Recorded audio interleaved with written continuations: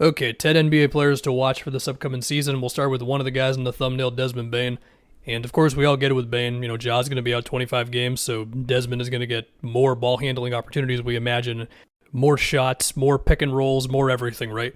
And the thing with Bane, because of course he's an amazing shooter, right? Catch and shoots as well as pull-ups. He shoots over 40% on both of these.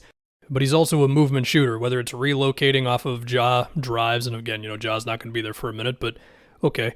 And also, he's great at, like, if the Grizzlies put him in an action where, like, he's setting a screen or even if he's just running around screens coming from the corner or whatever, he can immediately catch and then get into his shot.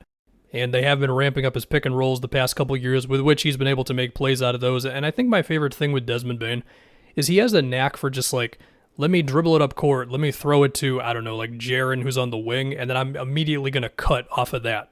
And so, what did he get to the last season? 21 points a game. I don't think it would be shocking to see another jump there. Now, it's going to be a balancing act because I don't think they're going to give him the entire offense the way that Ja carries their offense sometimes. But it's certainly going to have to be more. And then when Ja comes back, like, what is going to be that balance of, well, we still want what I imagine we're going to see from Desmond Bane in the first 25 games, but also, obviously, Ja still has to be Ja. So, okay, I do also wonder if Bane gets more pick and roll possessions, like will we see more mid-range twos from him, like pull-ups and all that? Because his percentages on those have been good. It's just he hasn't really gone to it a lot. Not that I want him drastically changing his shot chart, but typically speaking, if you're running more pick and roll, you're just going to end up shooting more pull-up twos, So yeah, and then as for the defense, I think he and Jaren and Steven Adams and Marcus Smart, like they should be still awesome defensively with Ja out, and the Grizzlies should still be looking good before Ja gets back. Next, we go to Wendell Carter. So, an interesting thing with Wendell, in the last 15 games of the last regular season, he shot 38% from three on about 5 threes a game.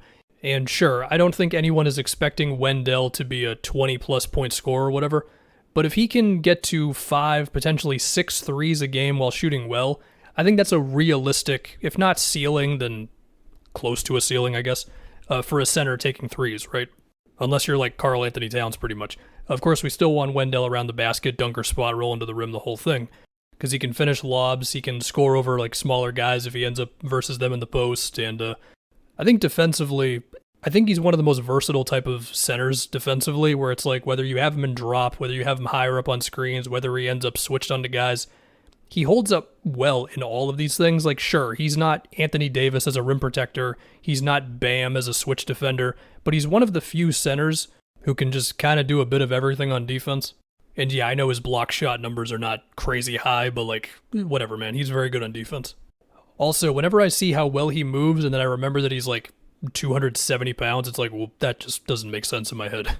But also, it should be said, he has missed some games in his career, so hopefully we can get a full, healthy season of Wendell. Let's go to the other guy in the thumbnail, James Wiseman. Wiseman has to show us something this season. Like one definite, I'm really good at this, whether it's drop defense, whether it's screen setting, whether it's boxing out, whether it's making passes on the short roll or out of the post, which that's another thing. He sometimes likes to get into the post a little too often when he doesn't have the ball and stuff. And he has moments on defense, but they're moments. The big thing with him is consistency, and also, I say this with Wiseman every single time, it's also a matter of just like, the dude hasn't played a lot of high-level basketball. He played a few games in college. He plays half of his rookie season, then he misses the whole next season, and, 45 games last year, he just hasn't played a lot. But, of course, the natural gifts are there, and you do see these moments where, like, his handle for his size and stuff, like, there's talent there with Wiseman. He's just, hopefully it hits a little more this year. But, of course, the Pistons also have a million big guys, and, we all like Duren the most. And I do think sometimes with Wiseman, like, what would it look like with him as more of, like, a help defender for long stretches of time? The problem with that, though, is that then you would need somebody else to guard the center, and then that becomes, well, do you sacrifice too much shooting by putting two bigger dudes out there together? It's a whole thing, which is why whether it's, with Wiseman or Duren or Bagley or whoever, I do think Isaiah Stewart's three-point shooting is like quietly kind of a big deal to see where that gets to with the Pistons. So for whatever that means. Speaking of big guys, let's go to Nick Claxton on the Nets next. We all know how good Claxton is as a switch defender and as a rim protector and all that. But the thing with Claxton is I do think he made some subtle strides with his offense last season. If I can give you some numbers, last season he had 2 shots per game off of 1 dribble, which I know is not a lot, but it's more than what it was like early in his career when there were genuine questions of if he can ever make anything happen on the short roll. He also had nearly 2 shots a game in the paint, but not right at the rim, which I interpret as that push shot that he kind of developed where he would like relocate off of drivers and then, he just catches it like right around the free throw line and he just does a little push shot. It's an extra thing besides just dunking pretty much. Also, for what it's worth, nearly 2 assists a game, a positive assist to turnover ratio, even if it wasn't super large. I think it steps in the right direction. I mean, the next things with Claxton are improving his free throws and then gaining a little bit more weight. You don't want to put on too much weight because you want to still be that switch guy and have the mobility and everything. Next up, we're going to the Sacramento Kings. Sasha Zehnkov, the EuroLeague MVP that they added this offseason. So the thing with Zehnkov is he's 6'9", and he's just trying to do stuff on offense, man. Whether it is screening on or off the ball, which can then turn into cuts or, go inside the three-point line for a little bit and then jet back out from 3. Whether it is just being involved in any random off-ball set you can imagine. He's willing to kind of flow off of screen actions or whatever into threes or into mid-range shots as well. I think the 2 questions for him with the Kings are going to be, 1, how often are the Kings featuring him? Because I think if you're just putting him in the corner, he can make catch and shoots, but I don't think that'll be maximizing his skill set. Because just the idea of him involved in something with De'Aaron Fox, and if you could have him as the second screener, if Sabonis is screening for Fox, and then Zehnkov can flash out from there, I think you can get good things happening there. Obviously, Sabonis and his knack for just handoff actions and all that, of course, that fits into what Zehnkov wants to do. So that's the first thing. Will they feature him enough? The second thing is how will he do against switches and physical NBA defenders, and it might lead to him having to take some fadeaways around the paint or whatever. And he's tall and he's, it's not easy to block his shot or whatever. Next, we get to Devin Vassell, who the Spurs gave a decent amount more pick and roll reps to last season. I think NBA.com had it at about 5 a game. And Vassell, he was doing some things, whether it was rejecting screens or trying to get the defender on his back and just being kind of squirrely getting around screens, if that makes any sense. His pull-up 2 was pretty intriguing. He was mid to high 40s on a decent amount of mid-range jumpers per game. His pull-up 3 was not as good. It was 28%, but his catch and shoot 3 was also awesome. So the question there is does the pull-up 2 suggest that the pull-up 3 can get there? And if that can get there, then at that point we're talking about a dude who's just going to be able to score in a bunch of ways. And so, Wemby setting screens for him, that's definitely exciting. I also think the Spurs had a pretty good balance of sometimes it was simple, just pick and rolls up top. Other times it was little subtle actions that could lead to a catch and shoot or potentially him getting it on the move and then making the next play. And his passing did have some jumps. And, as I was going through some of his passes, he does kind of have a knack for nearly spinning in midair to throw it to somebody who's kind of at an off angle. I don't know what that means, but it just jumped out at me. Let's keep it up with shooters. Now we're going to go to Corey Kispert on the Wizards, who has quietly been a pretty awesome shooter for this past season. He also has one of my favorite forms in the entire league. It's just a really textbook-looking form in the whole thing. The thing with Kispert is there should be more opportunity this season. Granted, Jordan Poole is going to take a lot of shots on the Wizards team. And Tyus Jones is probably going to take a few more. Kuzma's going to get his shots, but I do think Kispert can get some more looks. But I do think Kispert is either going to have to be similar to Zehnkov, although with him we haven't seen it yet, but Kispert, it's going to have to be either featured more, as in running more sets for him, or he's going to have to become a little bit more of a gunslinger. He does have a nice knack for cutting, and his handle is a little better than you might imagine it, just if you thought that he's only a catch and shoot guy who can't put the ball on the floor at all. He can do a little bit with it. It's just, I don't know, I do have a fear that he's going to be standing in the corner watching Jordan Poole just kind of do a lot of stuff.